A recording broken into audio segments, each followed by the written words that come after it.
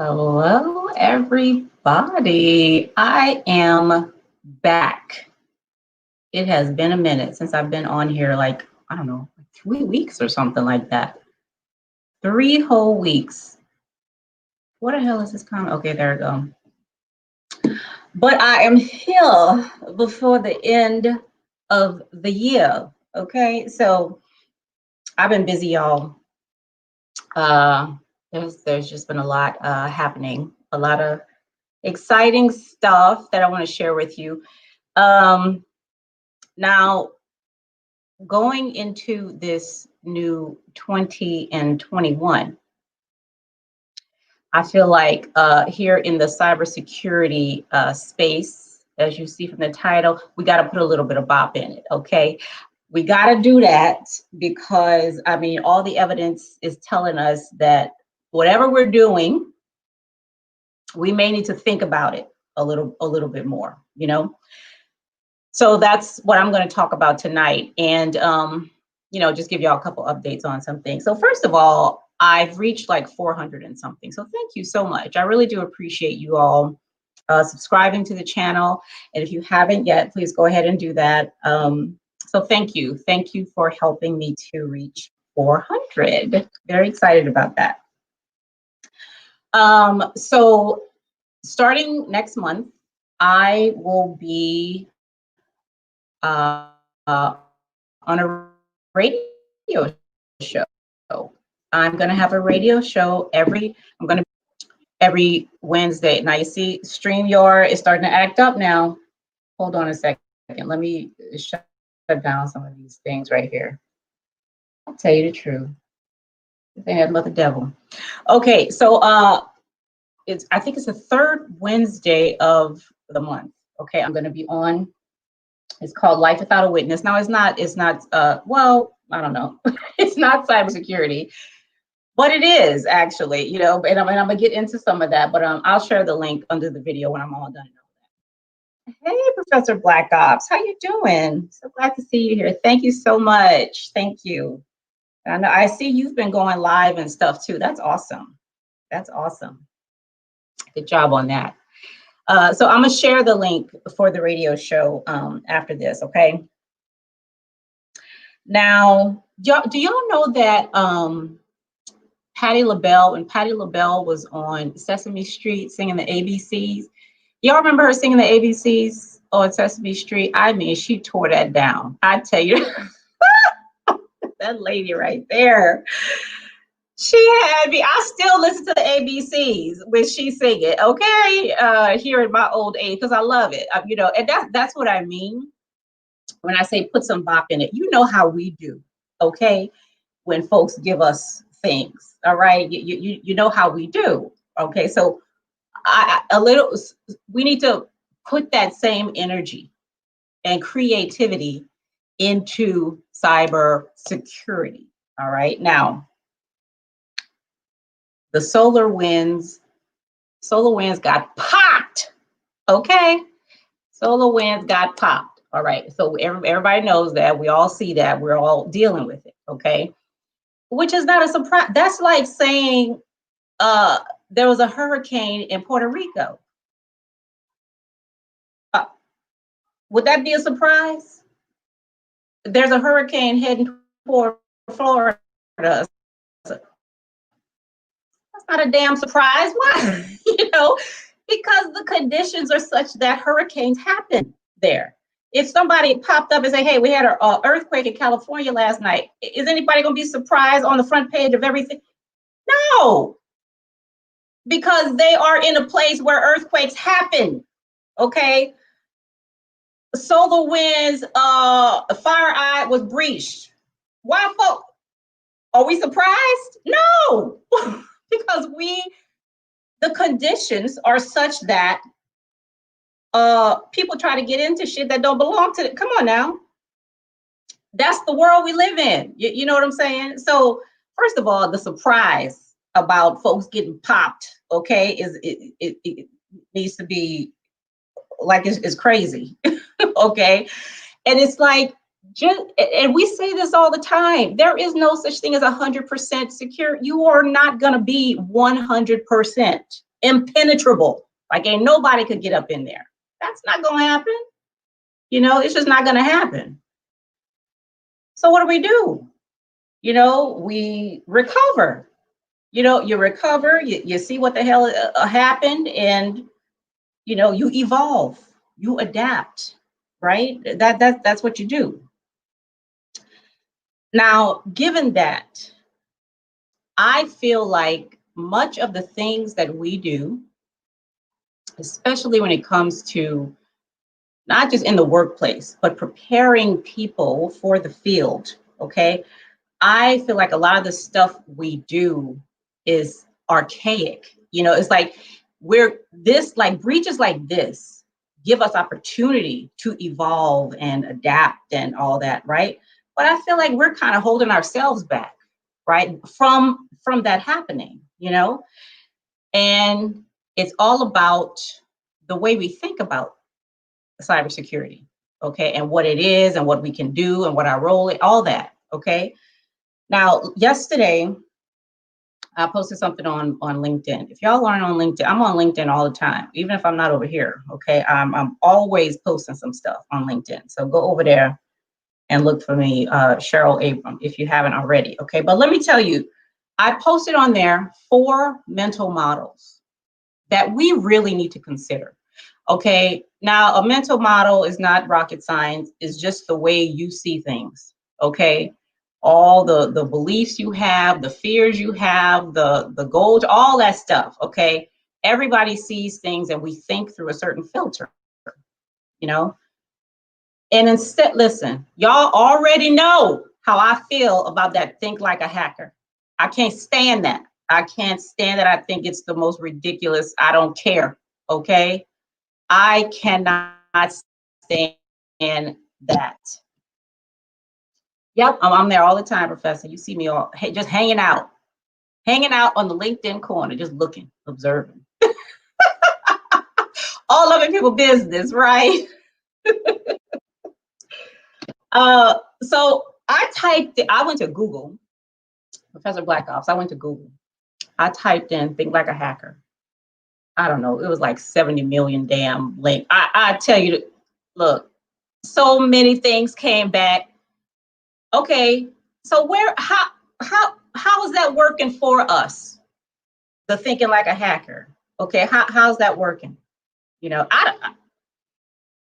what I'm saying is we got to think bigger than that. All right, we got to think bigger than that. You know, now let me give you some examples of these mental models. Do you know, Professor Black Ops? I think you might know who Lou Alcindor is.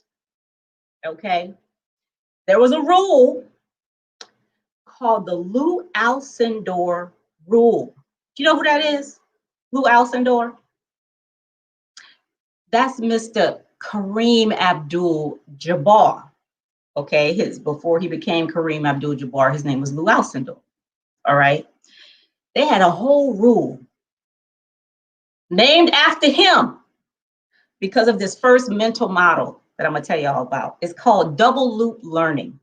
Okay, now back in the day, basketball. Okay, folks had started dunking. Okay, the first guy to dunk, I forget his name. I don't know. He was on the U.S. team for something, right?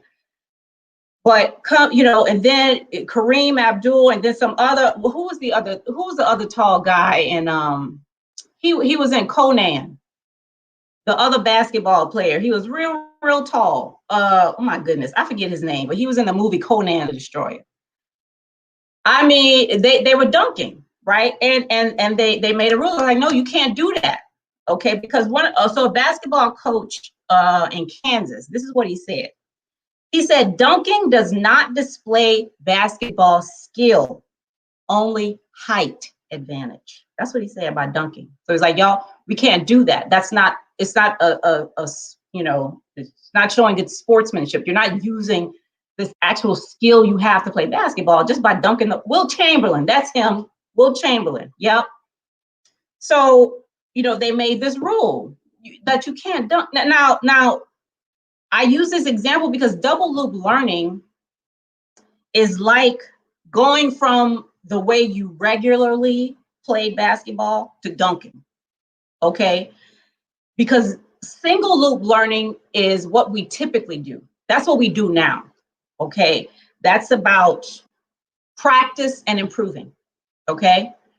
I do this thing, I want to do it better, so let me practice and let me get up the ladder of proficiency, right? From like basic to intermediate to expert, you know, right? That's what we do for mostly everything, right? It's single loop learning. Double loop learning is about conflict and innovation, right? Double loop is about asking yourself, why am I doing it this way? Okay. What's another way that I could do this, that I could get to the same thing? So it's not about improving what you've already done. It's about doing something else, okay, to get to the same goal. That's double loop learning. That's what Kareem Abdul-Jabbar and those others were doing when they started dunking, right, in basketball. It's also, if you see the movie The Patriot, you know how back in the day, how when they had war, you had to get in the line and you had to wait and everybody had to load in their powder and do this. And you got to wait for the enemy to shoot at you. And now it's my turn. I got to put the powder in it, you know. And in The Patriot, if you see how they do that, and then Mel Gibson came up with the militia, he wasn't following the rules. You can't just be out there just shooting folks without, you know, you got to be a gentleman in war and all that. Like, no. We're trying to get to the same outcome in a different way, okay? Double loop learning. So that's the first mental model that I feel like we need to start using more in, you know, in cybersecurity and the stuff that we do. All of us. I just talking about red team, blue team, whatever. Wherever the hell you are, okay? If you're in policy, you training people, you selling stuff. I mean, whatever the case is, it don't matter, okay? Double loop learning. The next one I want to talk about is empathy mapping. Now, people hear that word empathy and they think it's all warm and fuzzy, and this is about nurses and doctors and, you know, making people feel nice and warm. No, that's not what it is at all. Let me tell you a good example of empathy. Henry Ford.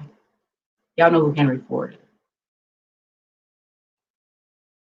Now, I don't know if he said, some people said he said it, some said he didn't. I don't give a care. Okay, the point is, he said, if I would have asked the people what they wanted,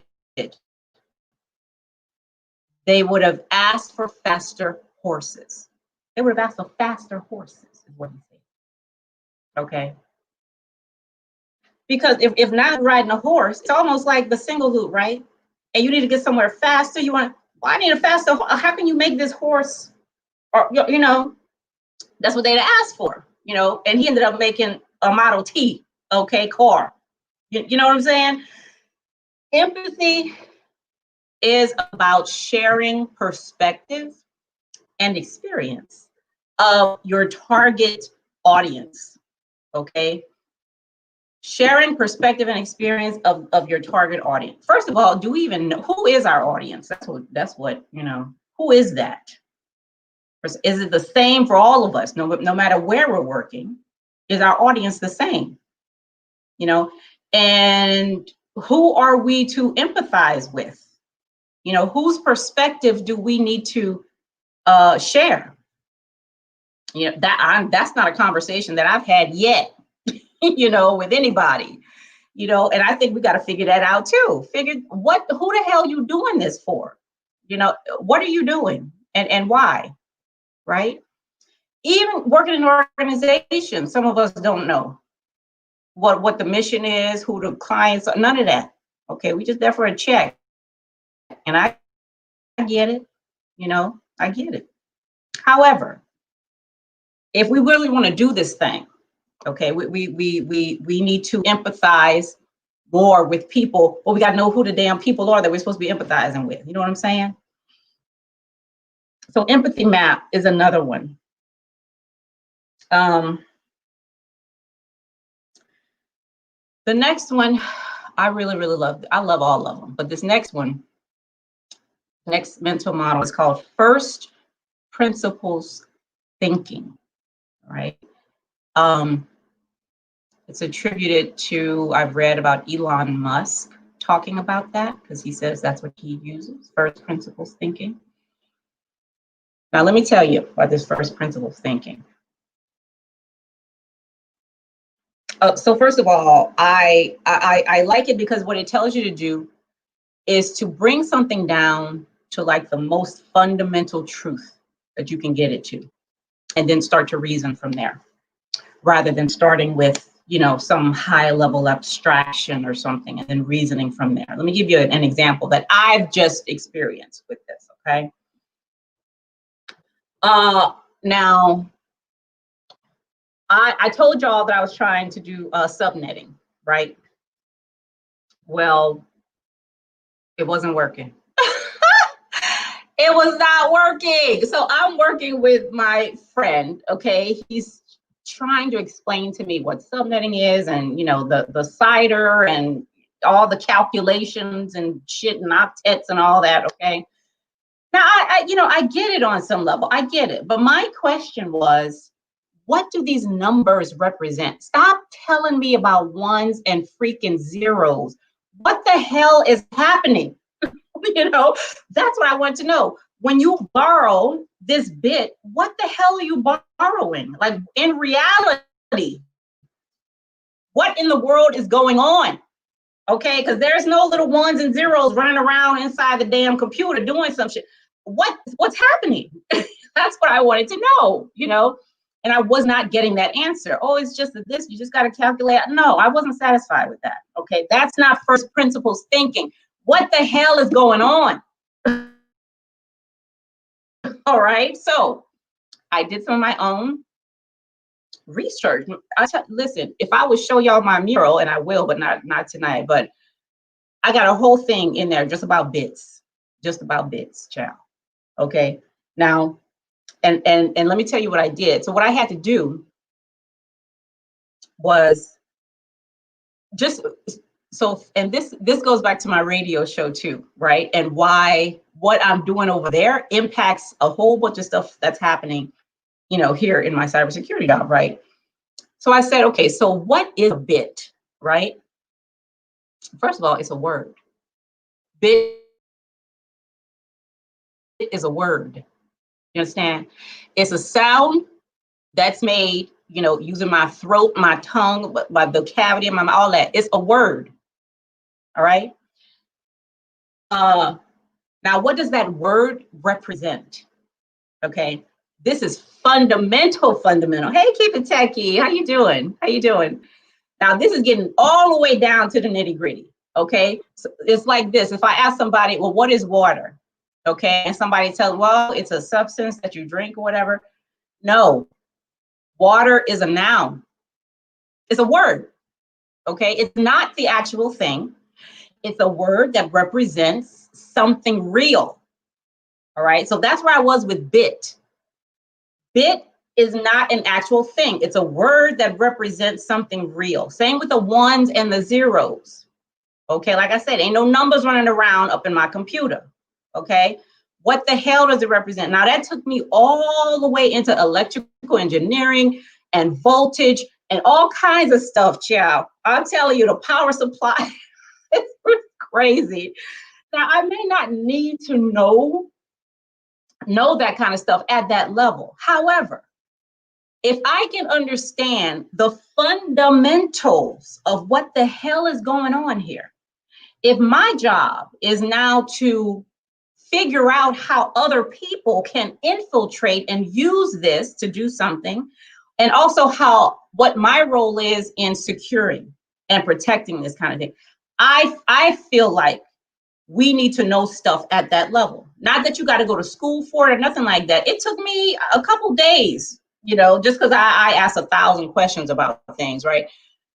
But it doesn't take all that, you know. But if I'm running around talking about ones and zeros and bits and octets and not knowing what the hell is behind all that symbolism, you know, how useful can I be? Seriously, like, how useful can I be? Now, that's just bits. Okay, now there's a whole bunch of, so many other things that we really don't understand. And I talked about this before from another video that somebody did that I was commenting on, where he was talking about how if you can get your Security Plus in like a week or something, then you don't know what the hell you're doing. There's a lot of that, and that's not just in cybersecurity. There's a lot of professions where you need certifications and you just get that shit so you can get a job, right?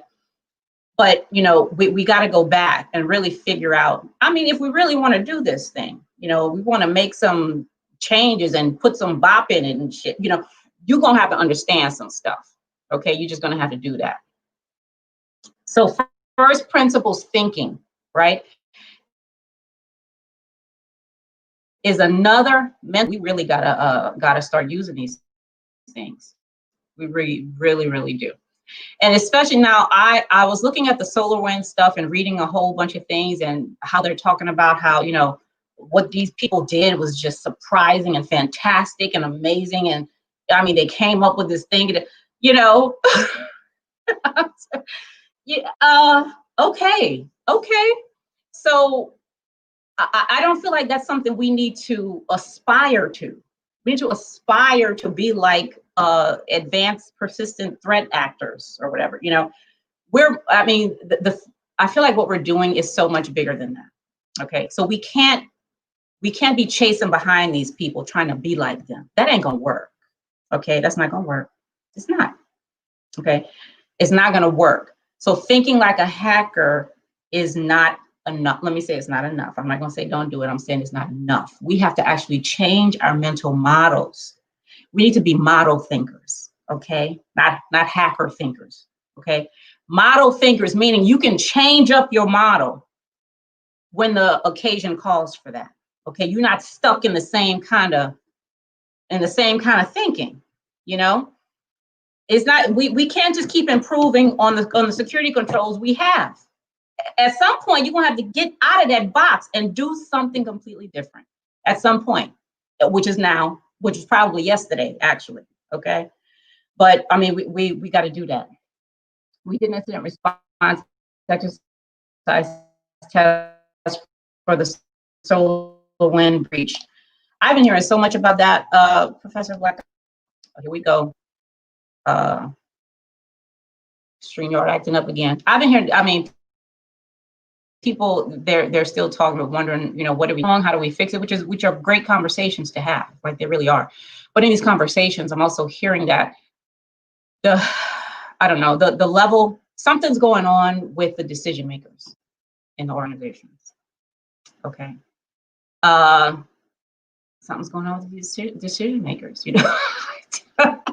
And I know it's not just for cybersecurity. I know it isn't. Okay, but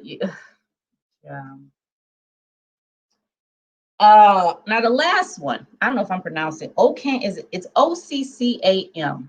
Is that OCAM or OCAM's? OCAM's razor. Okay, that's the fourth mental model. Now this one is the simplest explanation is usually the right one. The simplest explanation is usually the right one.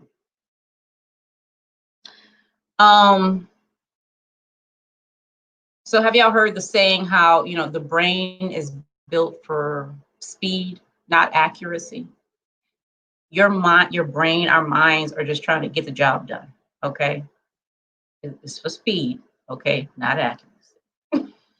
Yeah, I can tell a whole bunch of examples of that in my own life, child, in my own speed, not accuracy, okay? So for this one, so it's kind of like, right, how if I go to like your house or something, or you come to my house, right, and it's like, ooh, it's real messy in here, okay?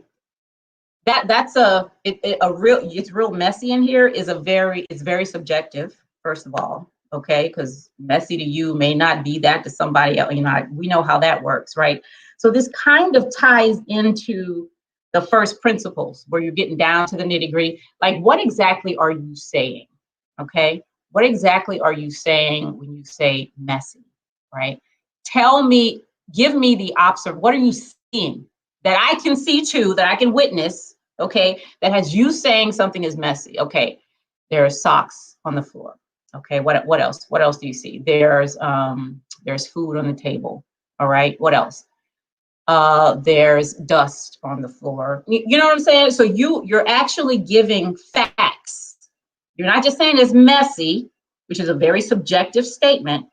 You're giving facts, right? And with those facts, you know, now someone else can also make a judgment, right? They don't have to rely on you saying, oh, that's what this is. So when we say we want to protect, what does that mean? We want to protect the organization. What does that mean? Now, right now, me, Wesley, and Bruce, we're working on the CAP course, okay? So Bruce, his channel is called Convo Courses, okay? So he already does a lot of RMF stuff, all right? So if you haven't been to his channel, go to his channel. He does some really good things. So we're working together to redo the CAP study material, okay? Now, authorized, what do you call it, Professor? Authorized boundary, is that what it's called? Boundary authorization, what is that called again? I think it's your authorized boundary, right? The boundary that's being used for you to get your ATO, right? So when we say we're protecting that, like, what are we talking about? Because what I have seen, okay, is that I don't know, organizations really don't do a good job of even knowing what they have. So how the hell you got an authorized boundary? You don't even know what the hell you got up in here. You know, that's like you talking about you got protections on your house, but you don't know how big your house is. You don't know how many windows you got, how many doors you have, who got the key. You don't know none of that, but you protecting. How? How? I'm like, this don't make no sense. Like, how we talking about this in one meeting and over here we talking about we don't know what the hell we got? I don't get that. Like, what is that about? Ooh. Anyway, breaking it down. We need to do more breaking it down. We need DJ. We need somebody with a damn. We need DJs in these organizations to help us break it down. Okay, get them the what you call that scratch. You do the thing right here. Some of that stuff need to happen. Okay, because there's a lot of talk, right, about protecting and securing and breaching and you know they're so general, they're so about like what the hell are you talking about? And there was another one that I was in, right, and these people are talking about they're talking about the network, right, and I'm like, can somebody draw a picture or something, you know, like simple stuff. What are you talking about? That would make things so much easier. I mean, so much easier. Like, show me what you mean, like what you're talking about. You know, y'all, we got to put some bop in it. We really do. We need to just come through. Let's do what we typically do. All right, y'all. Let's just do what we do. All right, and ATO, authority to operate, inventory of assets are super. Why though? Why is inventory difficult? Why is that difficult, Professor Black Ops? Can you come on here and tell me? Because I really want to know. How you do this thing? Hold on a second. If you can come on, then come up here so we not typing and shit.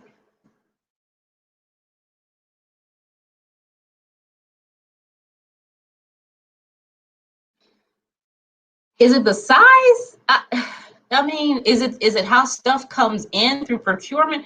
Because I know for procurement, I would think that, you know, when you got money involved, somebody's keeping records of that stuff, you know? I mean, I don't know. I guess if you're really large, you know, and maybe if stuff isn't automated, I would think that it would be difficult, you know. Turnover maybe can make it hard. This says you need to connect your mic, Professor Black Ops, before I can add you on. Oh, there you go. Can you hear me? Hey. What's up? Good to I'm see doing you. all right. Good. Tired and old with the gray in the beard. That's nice. I like it. Well, what makes difficulty the of assets? We Yeah. proliferated assets now. So now we got corporate cell phones, corporate tablets.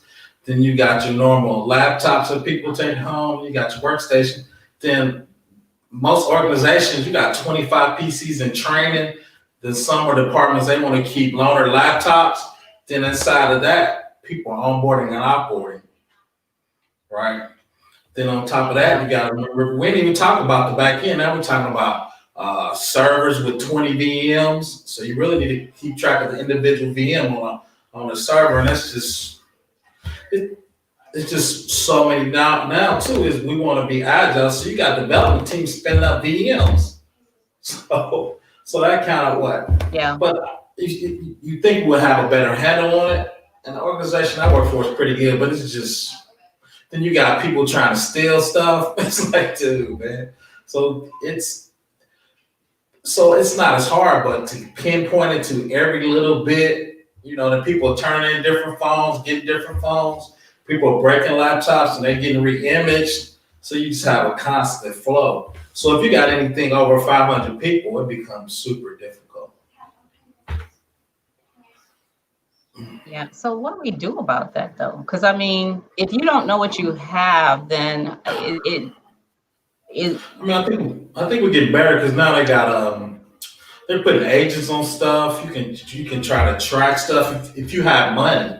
If you're an organization with money, you can put agents on stuff. You got a location, but most companies can't afford that. Now you're talking about government agencies or Fortune 500 companies.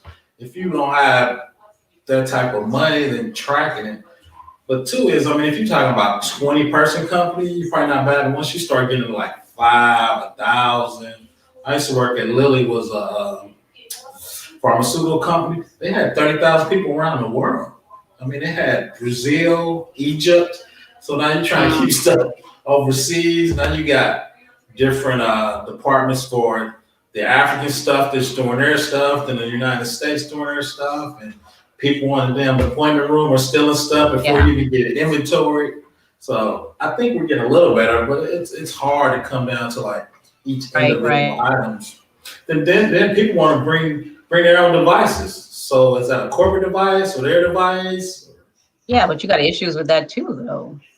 Oh, I hate it. I tell them where I work, we don't ever do that. Yeah.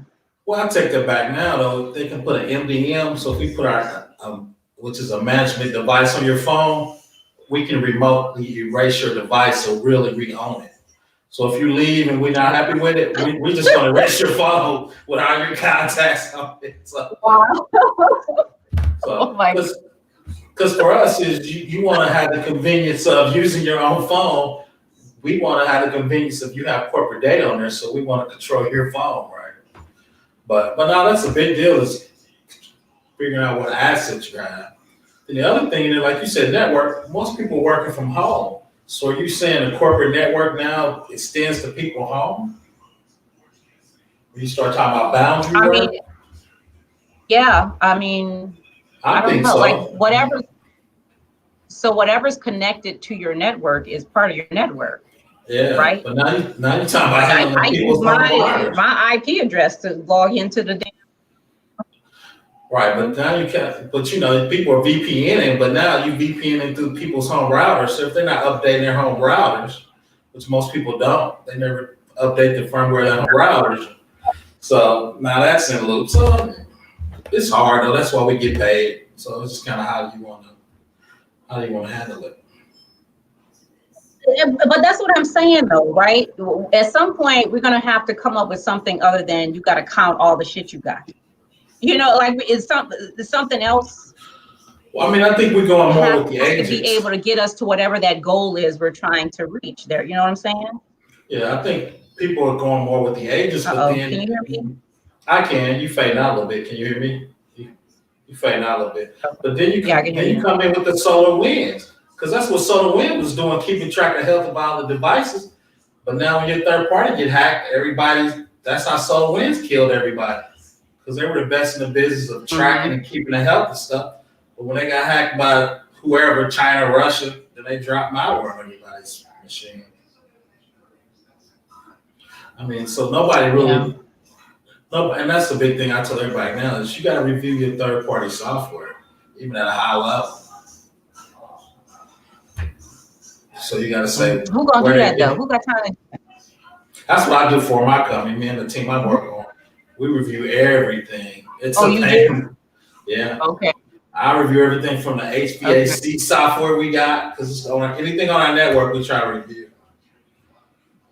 So at what point would you have found I read that there was a web shell that was, embedded in the software development process somewhere or something. Right. Like, how would you find that, Well, theoretically, I don't think you would have found it. What you would have done is you would have reviewed SolarWinds, because there's two ways you could have found it, which is super difficult. Is as people checking code, they should be hashing their individual modules. So when they hash it in, once they put that web code in there, when you hashed it, that hash value wouldn't have been the same. So that's one way. And two is the other thing people, I think, and I was thinking about doing a video is, and I looked it up, people were installing that software as admin. So when the malware came out on that machine, it had administrative rights. So it was already at a high level to start, doing privilege escalation. I think if you would install it with exactly the software it needed, because when I looked on the user boards, people were lazy. Oh, let's just install an admin and we don't have to figure out what it needed. Yeah. So when the malware came out of there, it was already at administrative rights. So then they hooked up to the certificate, the authority for those things, and it started taking over Azure accounts, which I thought was weird. So, but the weird thing about that is, I think Azure actually did a third-party assessment, because Azure was actually recommending that for their big clients to come up to their cloud. So I think they should have been responsible for SolarWinds. I'm thinking about doing that, but the last time I did that, true story is, Microsoft lobbyists came to visit my boss. So I don't know if I pissed them off anymore. Really? So, yeah, it was cool though. My boss supported. He goes, Hightower is my guy. Me and a buddy of mine, we did a third-party assessment. We told them part of Azure sucked, and they's like, who's these guys? So, but we had supporting documentation. My boss said, a lobbyist from Azure came. They didn't speak nicely of you and your buddy. Oh, we were wow. like, dude, we're old. We got supporting documentation though. So I'm like, I got to talk to my lawyer before I say anything crazy about it. But long story short is, as part of FedRAMP, since that's going in the government cloud, those government agencies, FedRAMP says you should review all your third-party administrators.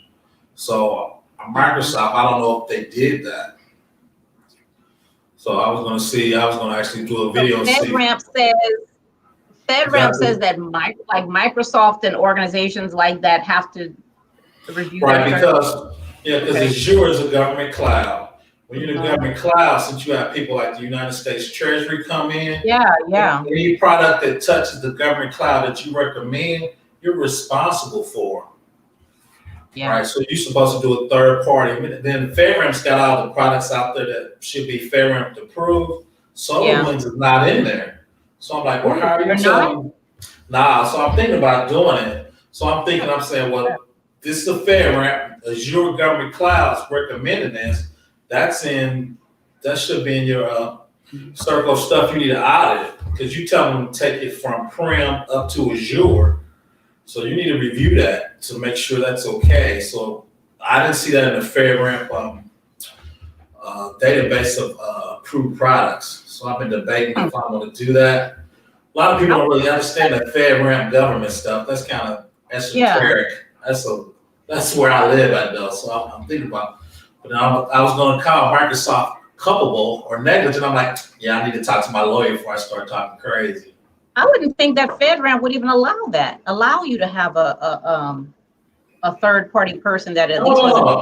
I'll show you. We can look it up now. If you look out there, they have a list of customers that goes through. It's really that RMF framework. It's just RMF in the cloud. That's all it is. It says this is what you need to do to be approved for government. Like you gotta have FIPS encryption that we review. So you gotta have all this government stuff. Like, and I like Combo Cloud. That process, it's just that in the cloud, so you can check out those products. So if you look at FedRAMP in there, Azure's in there, AWS is in there,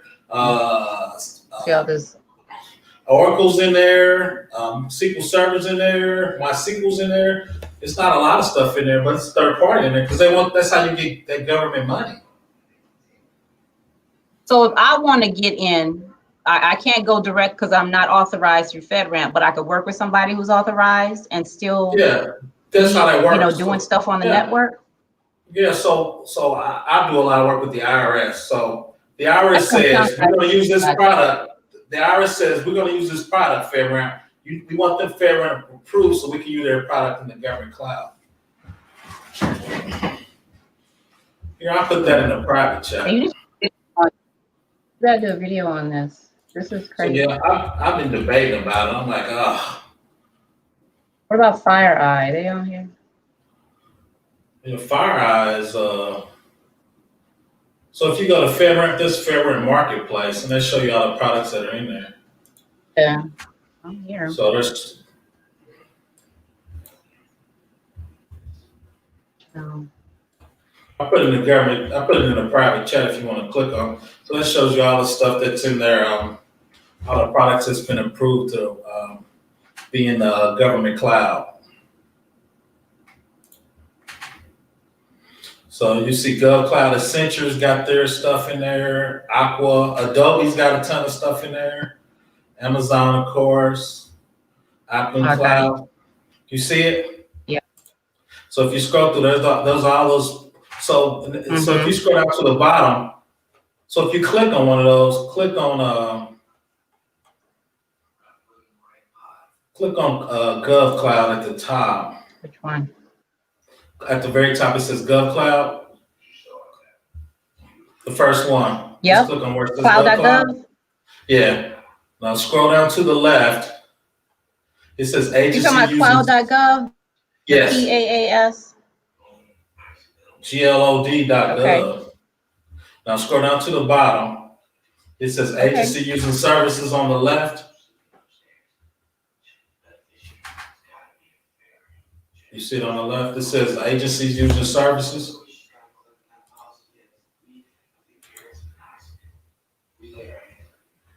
Oh, hold on. I think I muted you. Yeah, cloud.gov. You click on it, then go to the left, it says agencies using it.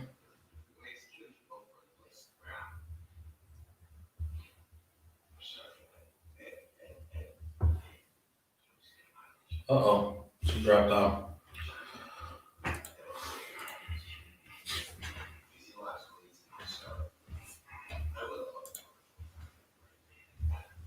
Hey, this connection is crazy. Yeah, I actually just got my update. But if you see it on the side, it'll say agency used. So the agency invited them to come into the FedRAMP because you got to be invited by a government agency. You just can't show up. So that those agencies says we're using this product, so you need to get FedRAMP approved.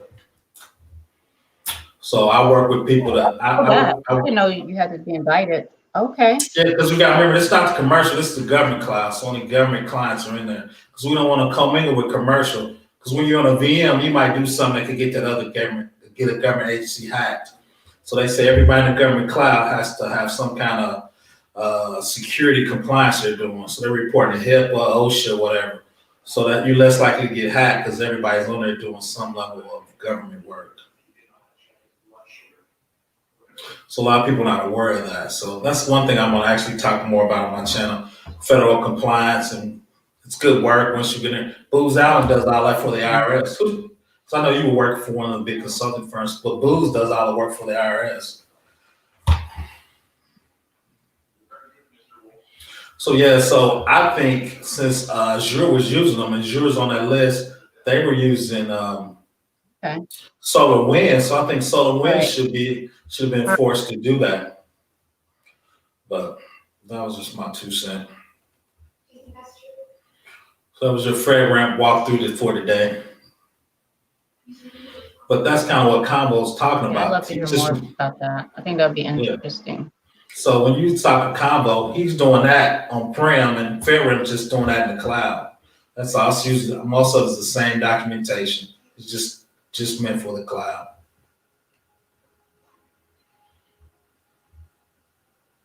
So I'm thinking about doing a video of that column, negligent and culpable. All right. So, all right. Well, thank you, Black Ops. Well, that's really I do see you a lot on LinkedIn. I always like this useful. stuff. This connection is ridiculous. I mean, so you're good. I'm gonna drop off. Yeah, you saw the FedRAMP and how that links in together. And if you look at the documentation, that's gonna what Combo's doing, all that stuff's gonna be out there. System security plans, all that stuff's gonna be in there. So, you got anything else for me before I drop off? You good?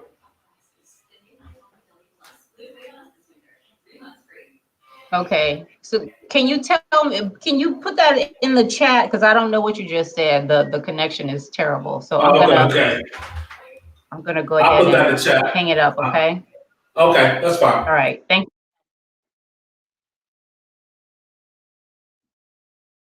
All right, y'all. So thank you, Professor Black Ops. Thanks, y'all, for listening in, and for those of you listening to the replay.